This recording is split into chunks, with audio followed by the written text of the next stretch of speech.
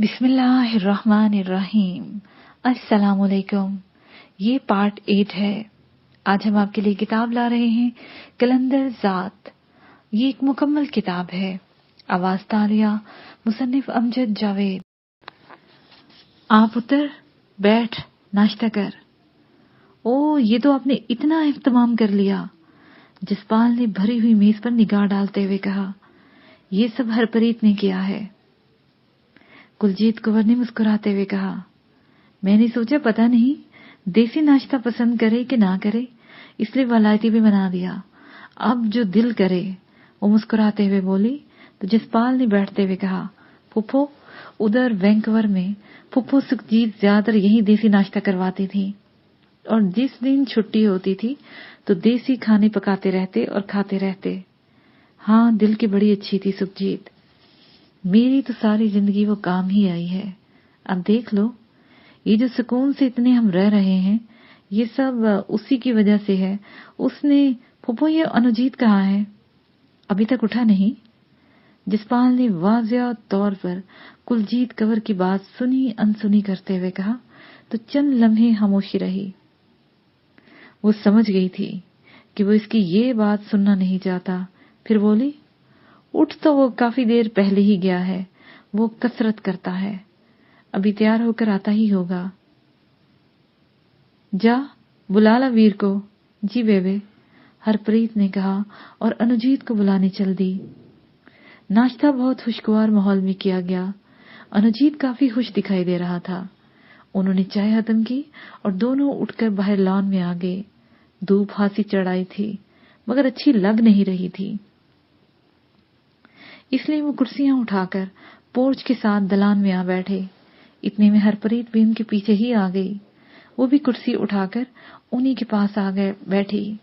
तभी अनुजीत ने पूछा, अच्छा ये बता जसपाल, जितने दिन तुम्हारे पास हैं उनका बेहतरीन इस्तेमाल करने के लिए तू क्या करना चाहता है?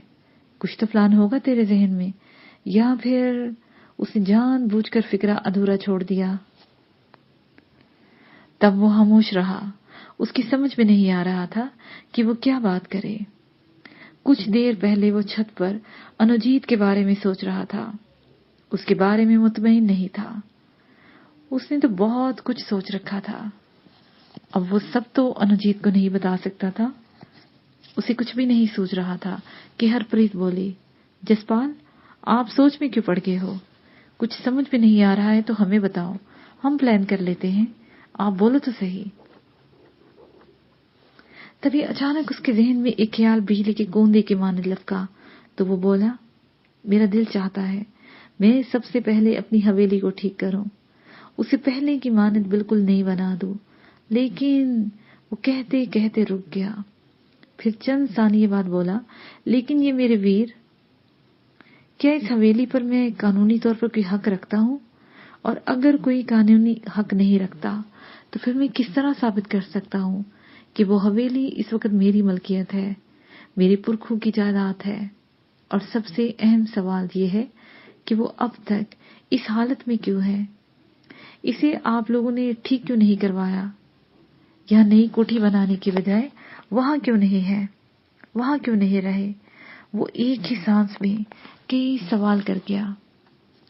अनुजीत बड़े सुकून से सुनता गया।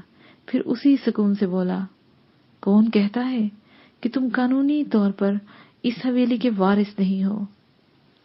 कल जब थाने में बात हुई, वो कहना चाहता था कि अनुजीत उसकी बात काटते हुए बोला, वो गलत कहता था क्योंकि वो बंदा ही ठीक नहीं था। और फिर तुम्हारी इत्तला के लिए बता दो कि रात उसे किसी ने गोली मार दी है। वो अब दुनिया में नहीं रहा। मतलब मार दिया? कत्ल हो गया वो? तुझे कैसे पता? जसपाल तेजी से पूछने लगा। हाँ भाई, मार दिया। वो था ही इस काबिल। अनुजीत ने सुकून से कहा। क्यों? वो फिर हैरत से बोला, मैं तुम्हारी इस क्यों का जवाब दूंगा, लेकिन फिलहाल हम वो बातें कर लें जो तुमने कही हैं। वो बोला, अच्छा कहो। जसपाल ने कहा, जब तुम पैदा हुए थे तो तुम्हारा इंदराज यहाँ हो गया था। वही पुराना अंग्रेजों वाला निजाम। चौकीदार के रजिस्टर में तुम्हारा नाम है, जो तहसील में भी दर्ज है। तुम्हारी फुफ्फो सुखजीत के शौहर यानी तुम्हारे फुफ्फा ने वो कागजात बनवाए थे जो बाद में बेबे को दे दिए थे। जब तुमसे राब्ता हो गया, तुमने आने की ख्वाहिश का इजहार किया और फिर जब तुमने आने का फैसला कर लिया तो मैंने उस जमीन के कागजात की दोबारा पड़ताल करवाई, जिसके लिए पटवारी को बहुत खिलाना पड़ा। शायद आजकल में वो तुमसे मिलने के लिए भी आए। खैर, शजरा बना, तुम्हारे दादा की विरासत अब तुम्हारे नाम बोल रही है। तहसीलदार के सामने तुम्हें सिर्फ पेश होना है। मैंने तमाम कागजात तैयार कर लिए हैं। तहसीलदार को सिर्फ ये दरख्वास्त करनी है कि तुम जिंदा हो, अपने दादा की विरासत के हकदार हो। बस ये सारी जायदाद तुम्हारे नाम होगी। अगर तुम चाहो तो इसकी शुरुआत आज से ही कर देते हैं। तुम बेहतर समझते हो अनुजीत के क्या करना है। ठीक है, यह मेरी जिम्मेदारी है कि मैंने क्या करना है। और अब सुनो कि वो हवेली ऐसी क्यों पड़ी रही। हाँ, वो बताओ मुझे। जिसपाल ने दिलचस्पी से कहा तो अनुजीत की तरफ हमतन गोश हो गया। वो चंद लम्हे खामोश रहा, फिर कहता चला गया, जब तक सरपंच जिंदा रहा उसने हवेली को ऐसे ही रहने दिया। बेबे ने एक बार कोशिश की थी कि उसकी सफाई सुथराई करवा के उसे रंगो रोगन करवा दिया जाए, लेकिन उसने रोक दिया। हवेली को रंगो रोगन करवाने की ख्वाहिश तुम्हारी फुफ्फो ने की थी। उन्होंने वैंकूवर से रकम भी भेजी थी, लेकिन बेबे उन दिनों इस कदर कुव्वत में नहीं थी कि सरपंच का सामना कर सके, बल्कि उसने धमकी दी थी कि अगर बेबे ने फिर ऐसा करने की कोशिश की तो उससे बुरा कोई नहीं होगा। सरपंच तो नहीं रहा, लेकिन उसके पुत्र रविंदर सिंह ने यही बात बेबे को फिर दोहराई थी। नहीं अनुजीत, मुझे ये बताओ वो ऐसा क्यों चाहते थे? उसने कुरेदते हुए पूछा। उनका कहना था, बल्कि कहना है कि इस हवेली को इबरत के निशान के तौर पर इस गांव में ऐसा ही रखना है, ताकि लोगों को ये याद रहे कि सरपंचों से मुकाबला करने वालों का अंजाम क्या होता है, और लोग उससे सहमे हुए हैं। तो ये बात है, जसपाल ने हंकारा भरते हुए कहा। फिर चंद लम्हों बाद पूछा, अच्छा अनुजीत, मुझे ये बताओ कि सरपंचों का खानदान कितना है और इस वक्त वो कितने ताकतवर हैं कि लोग उनसे सहमे हुए हैं। रविंदर सिंह इस वक्त एमएलए है। इसका ज्यादातर वक्त या तो दिल्ली में गुजरता है या फिर अमृतसर में। यहाँ वो कभी कभार आता है। उसकी बीवी और बच्चे उधर ही रहते हैं। मतलब बीवी तो उधर ही है, लेकिन उसके 3 बेटे हैं। एक चंडीगढ़ में अपना बिजनेस कर रहा है, दूसरा उसके साथ अमृतसर में ही है, और तीसरा यहाँ जमींदारी करता है, यहाँ की सियासत देखता है और सरपंची करता है। वो अकाली दल का बड़ा सरगर्म रुकन है। मतलब सियासी तौर पर मजबूत है और माशी तौर पर भी। जसपाल ने यूं ही पूछा। ये तो है, लेकिन उसके साथ वो अच्छे खासे जराइम पेशा भी हैं। शायद तुम्हें भारतीय सियासत के बारे में इतना मालूम नहीं। यहाँ जो जितना ज्यादा गुंडा होगा उतना ही ज्यादा वो मजबूत होगा, उसका उतना ही ज्यादा सियासत में अमल दखल होगा। जसपाल ने हंकारा भरा। उसकी आंखें चमक उठी थी, जैसे अनुजीत वही कुछ कह रहा हो जिसकी अपनी सोच थी। फिर चंद लम्हे सोचते रहने के बाद बोला, अगर हम, बल्कि मैं अपनी हवेली को दोबारा से रिहाइश के लिए दुरुस्त करना चाहूं तो मेरी मुखालफत करेंगे ये लोग? बिल्कुल करेंगे। रविंदर सिंह का तीसरा पुत्र बलजीत सिंह, उसे शायद मालूम भी हो चुका होगा कि तुम यहाँ आ गए हो, और मुमकिन हद तक तेरी मुखालफत शुरू भी हो गई होगी। ये तो तुझे उस वक्त मालूम होगा जब तुम ये सारी जमीन और जायदाद अपने नाम कराओगे। अनुजीत ने काफी हद तक गुस्से में कहा। तो ठीक है, देखते हैं वो क्या करता है। अब सारी जिंदगी इन्हीं की तो नहीं चलनी। जसपाल ने जहरहन लहजे में कहा तो हरप्रीत कुंवर ने पहली बार लब कुशाई की। जसपाल, ये ठीक है کہ لڑنے سے پہلے دشمن کی طاقت کا اندازہ کر لیا جائے، لیکن لڑائی صرف طاقت سے نہیں جیتی جا سکتی، اس کے لیے حوصلہ بھی چاہیے ہوتا ہے۔ اگر ان سے مخالفت نہیں ہے تو یہ جان لو کہ تم میں اتنا حوصلہ ہے۔ اس نے بڑے عجیب سے لہجے میں کہا، لاشعوری طور پر وہ آپ سے تم پر اتر آئی تھی، جسے جسپال نے پوری طور پر محسوس کیا تھا۔ اس لیے اس نے ہرپریت کے چہرے پر دیکھا، جہاں اس کے چہرے پر سختی تھی وہاں غصہ بھی چھلک رہا تھا، شاید اس میں کسی قدر نفرت کا عنصر بھی تھا۔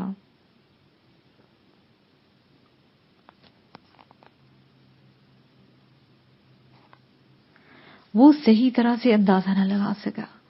وہ چند لمحے اس کی طرف دیکھتا رہا، پھر دھیمی سی مسکراہٹ کے ساتھ بولا، ہرپریت، میں کوئی دعویٰ نہیں کرتا، لیکن اتنا ضرور جانتا ہوں کہ اگر بھارت کی زمین نے میرا خون پینا ہے تو پی لے، مگر میں جو سوچ کے آیا ہوں اس سے 1 انچ پیچھے نہیں ہٹوں گا۔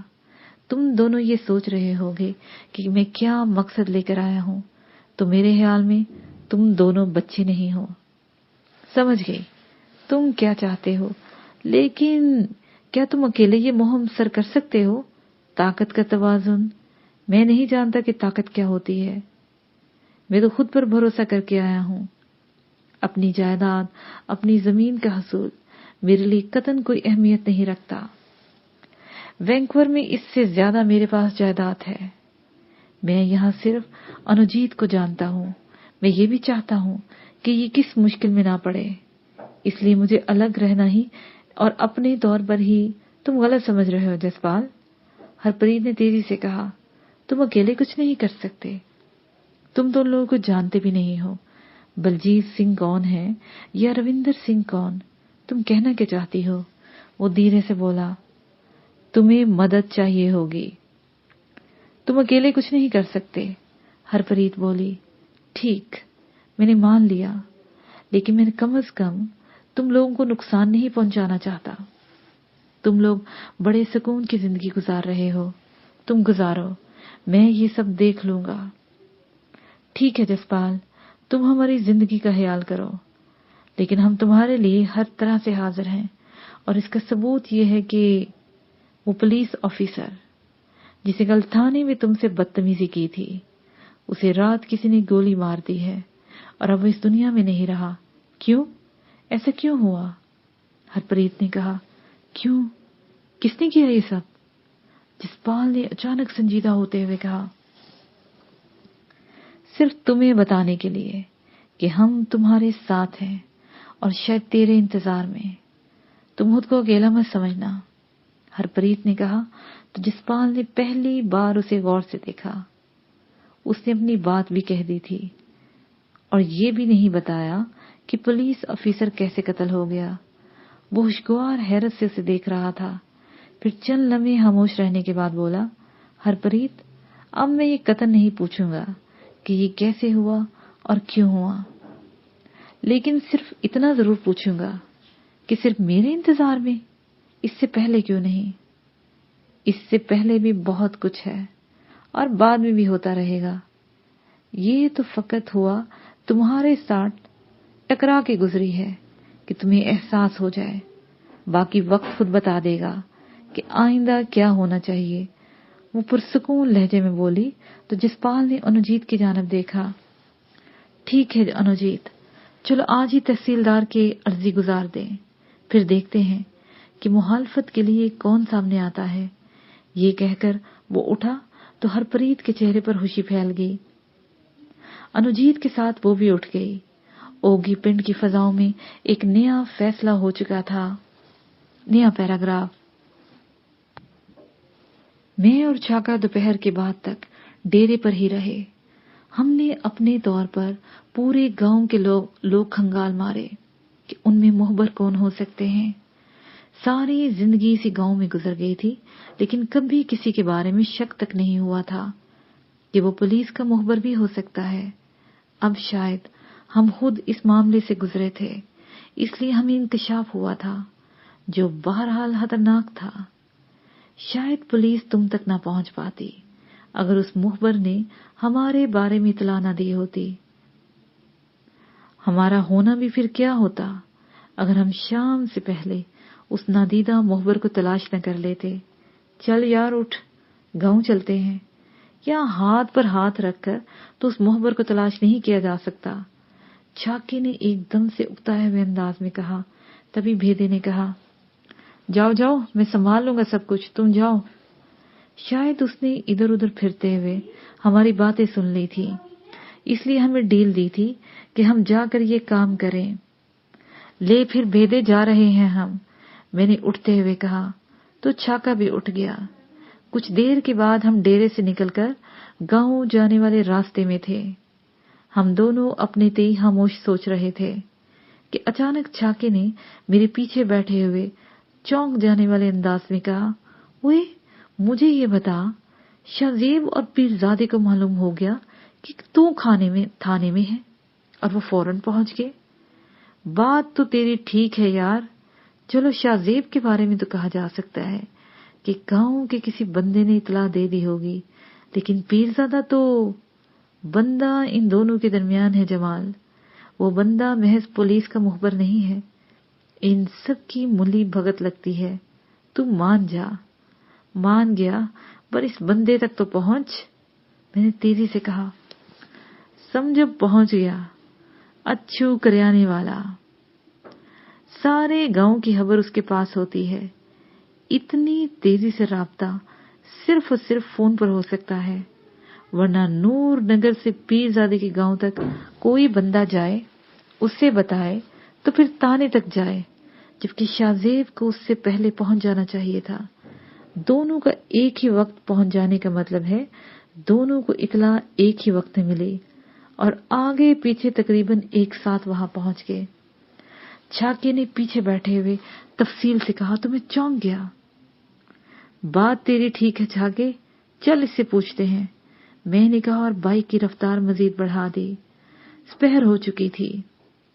जब हम अच्छू करियाने वाले की दुकान पर पहुंचे, वो दुकान के अंदर खड़ा गाहकों को निपटा रहा था, जबकि दुकान के बाहर चंद लोग बैठे हुए थे। मैंने बाइक एक तरफ लगाई और वहां बैठे हुए लोगों से सलाम दुआ करने लगे। मुझे इंतजार था कि वो दुकान पर मौजूद ग्राहकों को सौदा वगैरह दे लें, तो फिर उसे दुकान से बाहर बुलाना आसान था।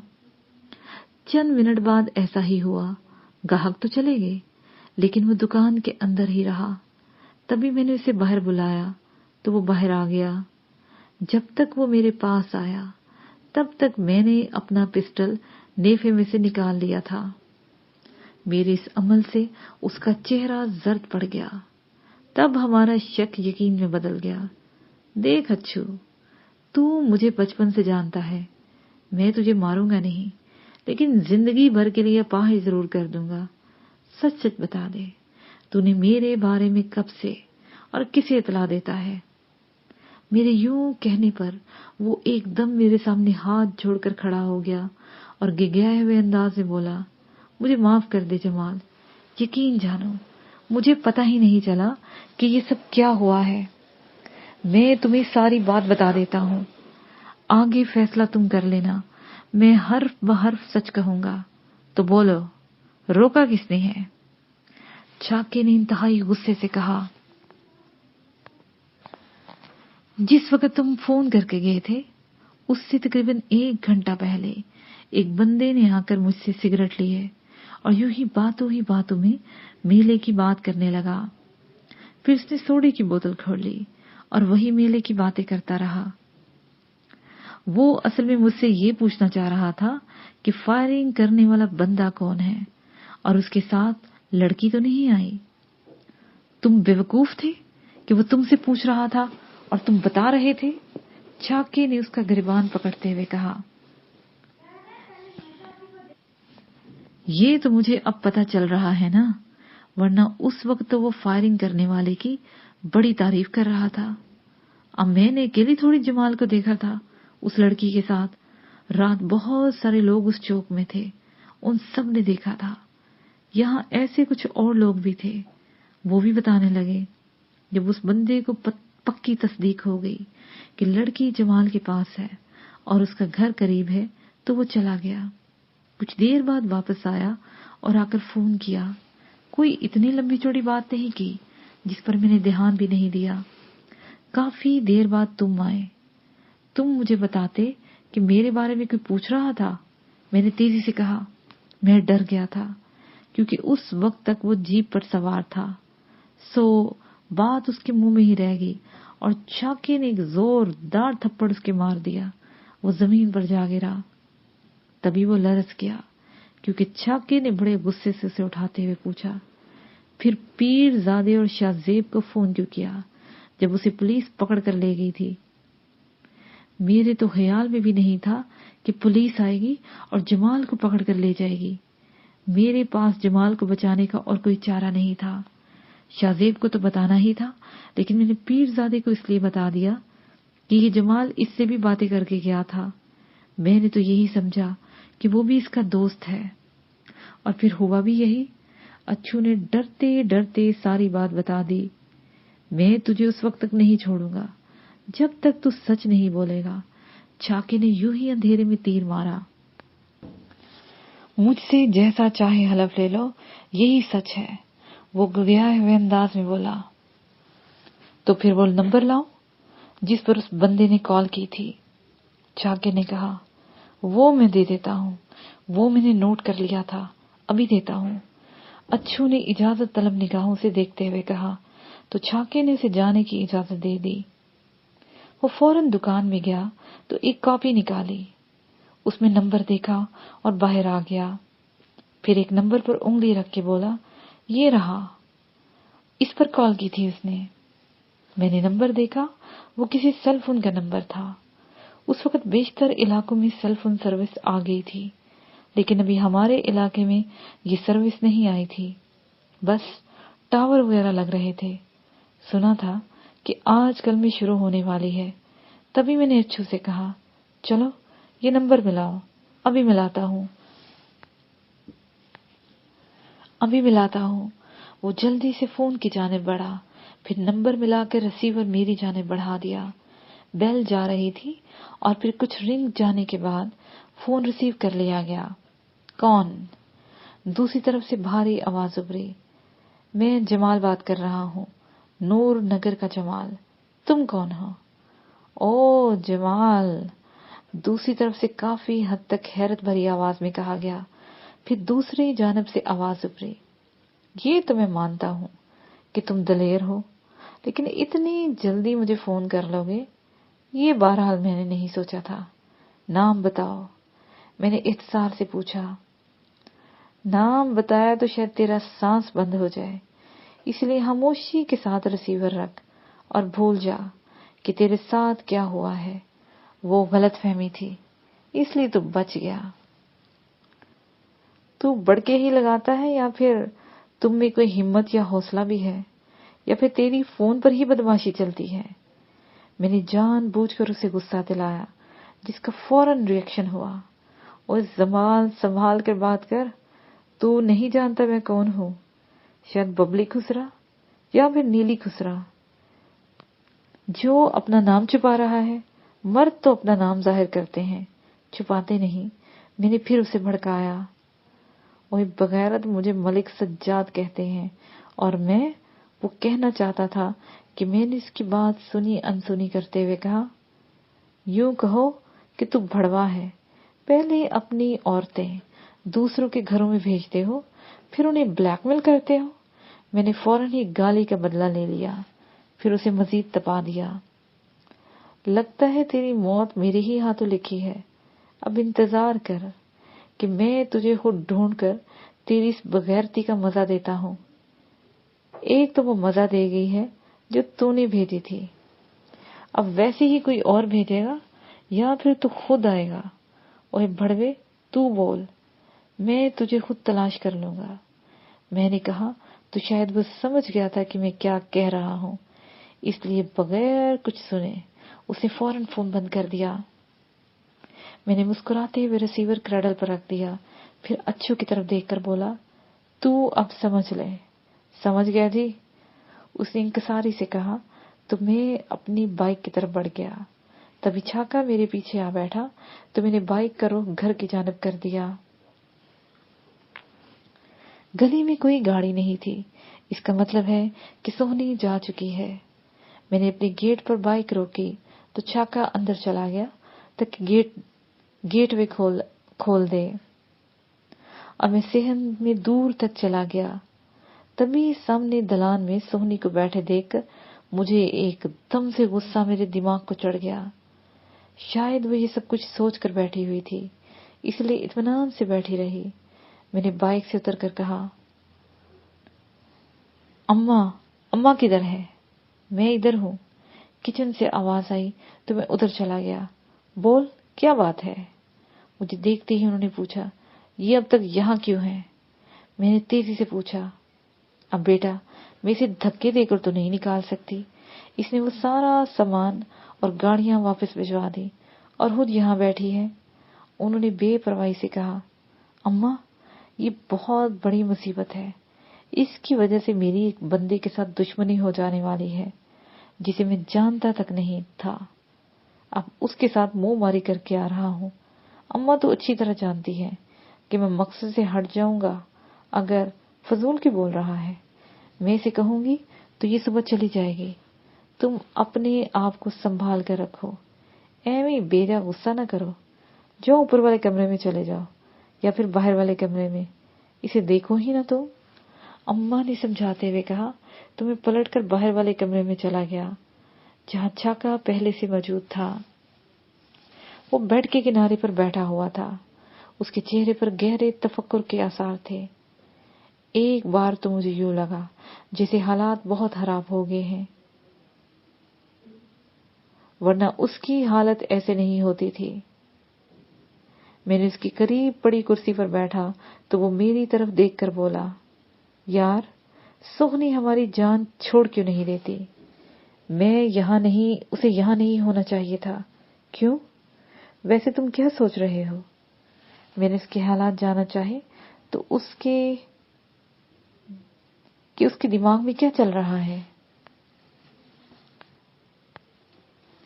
ہاں یہ ٹھیک ہے کہ تمہارا اس سے ملنا محض ایک اتفاق تھا۔ تم کسی دوسرے راستے سے نور نگر واپس آتے تو شاید وہ تمہیں نہ ملتی۔ یہ تو یکدم حالات بگڑے ہیں، اس کی بنیاد میں فقط سوہنی ہے۔ اس کی وجہ سے ملک سجاد نے تمہارے گھر کا راستہ دیکھا، اور پھر وہ کون سا کوئی گھریلو لڑکی ہے، ایک طوائف ہے جس کا قطعاً اعتبار نہیں کیا جا سکتا ہے۔ ممکن ہے وہ ملک سجاد کے کہنے پر ہی یہاں موجود ہو۔ چھاکے نے اپنا خیال ظاہر کیا۔ سوال یہ ہے کہ وہ اس کے کہنے پر اب یہاں کیوں ہوگی؟ میں نے پوچھا، یار تم نے اس کے بندوں کو زخمی کیا ہے اور پھر تھانے میں صرف افضل رندھاوا اس کی بے عزتی نہیں ہوئی بلکہ ملک سجاد کی بھی تو بے عزتی ہوئی ہے، نہ کہ اس کا حکم پورا نہیں ہو سکا۔ چھاکے نے اپنی طور پر دلیل دی۔ میں نہیں سمجھتا چھاکے کہ اب وہ اتنی سی بات پر کوئی انتقامی کارروائی کرے گا۔ ہاں جو کچھ ہم اب اس کے ساتھ کر کے آئے ہیں تو اس کا ہم سے دو ہاتھ کرنا بنتا ہے۔ کل صبح یا رات کسی وقت یہ سوہنی یہاں ٹکتی ہے تو اس پر شک کیا جا سکتا ہے۔ میں نے اپنا خیال پیش کیا تو چھاکا چند لمحے خاموش رہا، پھر بولا، یار کچھ لوگوں کی فطرت میں کمینہ پن ہوتا ہے۔ اپنے علاقے میں جو کمینے ہیں انہیں کیا ہم نے نہیں دیکھا؟ سال ہر سال تک دل میں کدورت رکھتے ہیں اور وقت ملتے ہی ڈنگ مارنے سے باز نہیں آتے۔ ملک سجاد جس عورت کے لیے دیوانہ ہو رہا ہے وہ ایک طوائف ہے جو اس قدر گھٹیا معیار رکھتا ہو، اس سے کچھ بھی بعید ہو سکتا ہے۔ اور دوسری بات، کیا تم شاہ زیب اور پیر زادے کو بالکل پاک و صاف کر دو گے؟ میں یہ مان ہی نہیں سکتا کہ ان میں سے کسی ایک کے ساتھ اس کے مراسم نہ ہو سکتا ہے ہوں، لیکن میں اتنا بتا دوں، اس سے پہلے میں کچھ کہتا باہر والے کمرے کا اندرونی دروازہ کھلا اور سوہنی اندر داخل ہو گئی۔ اس کے چہرے پر گہری سنجیدگی تھی، جیسے وہ اپنے غصے کو دبانے کی بھرپور کوشش کر رہی ہو۔ وہ خاموشی سے میرے سامنے والی کرسی پر آن بیٹھی۔ ہم بھی خاموش تھے اور یہ خاموشی کچھ لمحے ہمارے درمیان ٹھہری رہی۔ میں سونی کی طرف دیکھتا رہا۔ میں اس انتظار میں تھا کہ وہ بات کرے، بلکہ وہ یوں سر جھکائے بیٹھی تھی جیسے وہ کچھ سوچ رہی ہو۔ پھر اس نے ایک دم سر اٹھایا اور بولی، جمال، پہلی بات تو یہ کہ میں معافی مانگتی ہوں کہ میں نے تمہاری ساری باتیں اس دروازے کی اوٹ سے سنی۔ میں یہ جاننا چاہتی تھی کہ تم میرے بارے میں کیا سوچ رہے ہو۔ مجھے خود پر افسوس آ رہا ہے کہ تم پر 1% کا بھی اعتبار نہیں بنا سکی۔ میں جانتی ہوں کہ میں طوائف ہوں اور معاشرے کی نگاہ میں گھٹیا ترین مخلوق ہوں، لیکن میں تمہیں یہ بتا دوں کہ آج تک میرا جسم کسی مرد کے زیر تسلط نہیں رہا، یہاں تک کہ ملک سجاد جیسے شخص کے بھی نہیں۔ تم اسے کیا ثابت کرنا چاہتی ہو؟ میں نے اس کی بات کاٹ کر پوچھا۔ یہی کہ میں نہ تو اس کی رکھیل ہوں نہ ہی اس کی پابند۔ میں اپنی مرضی کی مالک ہوں اور میں یہاں آ کر جو ٹھہری ہوں تو اپنی مرضی سے، تمہارے ساتھ، اماں کے ساتھ کچھ دن رہنے کے لیے۔ لیکن تم دونوں کی باتیں سن کر مجھے لگا کہ جہاں اعتبار ہی نہیں وہاں خلوص کبھی نہیں آ سکتا، اس نے افسردہ لہجے میں کہا۔ اس کے ساتھ ہی یہ پارٹ اپنے اختتام کو پہنچا۔